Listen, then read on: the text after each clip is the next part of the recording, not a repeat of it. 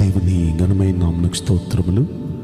ఈ వాగ్దానం వింటున్న మీకందరికీ మన ప్రభును ప్రియరక్షకుడైన యేసుక్రీస్తు నామములో శుభములు, మా హృదయపూర్వకమైన వందనములు తెలియచేస్తున్నాం. ఈరోజు దేవుని వాగ్దానం యెషయా గ్రంథం 66వ అధ్యాయము 13వ వచనం. ఒకని తల్లి వానిని ఆదరించున్నట్లు నేను మిమ్మును ఆదరించెదను. ఈ మంచి వాగ్దానం మన మంచి దేవుడైన యెహోవా మనందరి జీవితంలో నెరవేర్చునుగాక. ఆమేన్. ప్రియ దైవ జనాంగమా, మన దేవుడు అంటున్న మాట చూడండి. తల్లి ఏ విధంగా ఆదరిస్తుందో నేను అలా ఆదరిస్తాను, మిమ్మల్ని నేను అలా ఆదరిస్తాను. నిజంగా మన దేవుని ఆదరణ లేకపోతే ఈరోజు వరకు మనం సజీవులుగా ఉండేవాళ్ళమా? ఈ క్షేమస్థితిలో మనం ఉండేవాళ్ళమా? ఈ రోజున ఈ మనుగడ ఎంత చక్కగా జరుగుతూ ఉండేదా? నిజంగా దేవుని ఆదరణే మనల్ని ఈ విధంగా బలపరుస్తుంది. దేవుని ఆదరణే మనకు సహాయం చేస్తుంది. ఆ దేవుడు అంటున్నాడు, నేను ఇంకా మిమ్మల్ని అలా ఆదరిస్తాను. తల్లి ఏ విధంగా ఆదరిస్తుందో, ఈ ప్రపంచంలో అందరికంటే ఎక్కువ ఆదరణ మనకు దొరికేది తల్లి దగ్గరే. ఆదరణ, ఓర్పుగా ఓదార్పు, ఇవన్నీ తల్లి దగ్గరే దొరుకుతుంది. నిజంగా తల్లి దగ్గర దొరికే అలాంటి ఆదరణ నేను మీకు ఇవ్వబోతున్నాను. ఎంత గొప్ప సంగతి అండి! దేవుడు ఆదరిస్తే ఆ ఆదరణ అద్భుతంగా ఉంటుంది. ఒకసారి ఒక కుమారుణ్ణి కోల్పోయిన ఒక తల్లిని ఆదరించాడు. అమ్మా, దుఃఖపడద్దు, ఏడవద్దు. ఆమెను ఆదరించాడు. ఎలాగో చెప్పినా కేవలం మాటల ఆదరణ కాదు, చచ్చిపోయిన కుమారుణ్ణి తిరిగి మరలా బ్రతికించి ఆమె చేతిలో పెట్టాడు. అది ఆయన ఇచ్చిన అసలైన ఆదరణ. యాయిరు కుమార్తె చనిపోతే ఏడవద్దు, నమ్మిక మాత్రం ఉంచు, గొప్ప కార్యం చూడబోతున్నావు అని ఆదరించాడు. ఆదరించడమే కాదు, చచ్చిపోయిన ఆ కుమార్తెను బ్రతికించి మరలా ఆయన చేతిలో పెట్టాడు. దేవుడిచ్చే ఆదరణ మామూలుది కాదండి.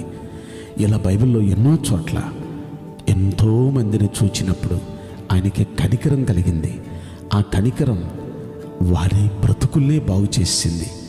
వ్యాధిగ్రస్తులైన వాళ్ళు స్వస్థత పొందారు, సమస్యలు ఉన్న వారు విడుదల పొందారు. కారణం ఆయన కనికరం కలిగింది. వాళ్ళ దగ్గరికి వెళ్ళి వాళ్ళని ఆదరించాడు. ఆ ఆదరణలోనే వారు బాగుపడిపోయారు, వారు అద్భుతాలు చూచారు. ప్రియ దైవ జనాంగమా, ఆయన మనల్ని ఆదరించబోతున్నాడు. మీరు ఇబ్బందులు ఉన్నారా?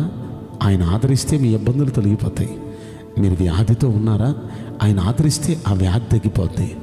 మీరేమైనా కుటుంబ సమస్యలతో సతమతమవుతున్నారా? ఆయన ఆదరిస్తే సమస్యల పరిష్కారం వస్తుంది. మీరేమైనా ఆర్థిక ఇబ్బందులతో సతమతమైపోతూ అప్పులు ఊబిలోకి వెళ్ళిపోయారా? ఆయన ఆదరిస్తే ఆ ఊబిలోని లేపి బండ మీద నిలబెడతాడు ఆయన. ఇలాగా ఈ వాగ్దానం వింటున్న మనందరినీ మన దేవుడు ఆదరించబోతున్నాడు. కేవలం ఆయన ఆదరణ మాటలది కాదు, ఆయన చేతల ఆదరణ. నిశ్చయంగా వింటున్న మనందరినీ దేవుడు ఆదరించబోతున్నాడు. అయితే ఆయన ఆదరించాలంటే మనం ఎలా ఉండాలి? అంతకు ముందు వచనాలు మనం చూస్తే అర్థమవుతుంది.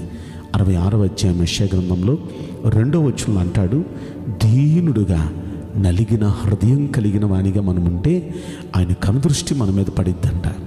అప్పుడే ఆయన మనల్ని ఆదరిస్తాడు. అంటే దేవుడు ఆదరించాలంటే మనం దీనులుగా నలిగిన హృదయం కలిగి ఉండాలి.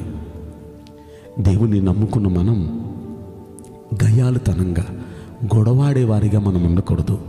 దీనులుగా ఉండాలి, నలిగిన హృదయంతో ఉండాలి. అలా ఎవరు దీనులుగా ఉంటారో వారి మీద ఆయన కన్ను పడిద్ది. రెండవది, దేవుని కన్ను పడాలంటే 5వ వచనం మనం చూస్తే, యెహోవా వాక్యమునకు భయపడు వారులారా అంటున్నాడు.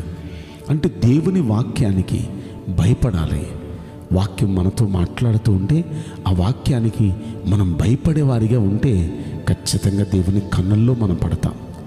ఇంకా మనం ఆలోచిస్తే 10వ వచనంలో అంటున్నాడు, యెరూషలేమును ప్రేమించు వారులారా. అంటే యెరూషలేమును ప్రేమించడం అంటే దేవుని మందిరాన్ని ప్రేమించటం, దేవుణ్ణి ప్రేమించటం, దేవుని మందిరాన్ని ప్రేమించటం. కనుక ప్రియ దైవ జనాంగమా, మనం దేవుని మందిరాన్ని ప్రేమించే వారిగా ఉండాలి. దేవుని వాక్యాన్ని ప్రేమించి వాక్యానికి భయపడే వారిగా ఉండాలి. దీన మనస్సుగా మనం ఉండాలి.